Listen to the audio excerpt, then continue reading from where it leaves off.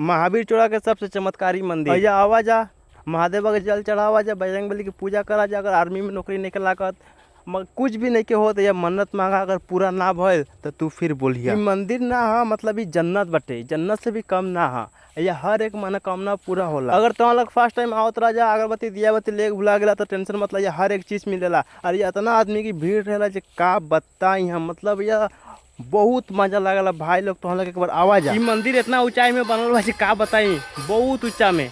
एजा के एगो त्रिशूल बाटे, एगो नहीं के बहुत त्रिशूल बा, मतलब हर दिन बढ़ेला थोड़ा थोड़ा थोड़ा थोड़ा। अगर तुम लोग यकीन ना हो तो एजा आवा जा, केहू से पूछा जा। एजा दुर्गा माई, पार्वती माई, नंदी भगवान सब हुवन जा। एजा मतलब का बताई भैया लोग, हम का बताई, मतलब दिल पूरा गार्डन गार्डन हो गए। एजा आके इतना सुकून मिला, एजा आके बहुत सुकून मिलला, का बताई हम। एक बार तुम लोग भी आवाज आके देखा जा।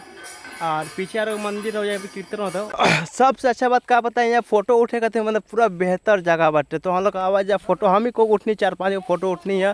फोटो उठ के स्टोरी लगा जा, पोस्ट करा जा पूरा। अगर लड़की नहीं के पटत तो कसम से बहुत लड़की भी पट जाए, तो हम लोग विश्वास ना हो। बहुत सुंदर जगह। आज के वो लोग खत्म, मिलते हैं नेक्स्ट वीडियो में, तब तक के लिए टाटा बाय बाय।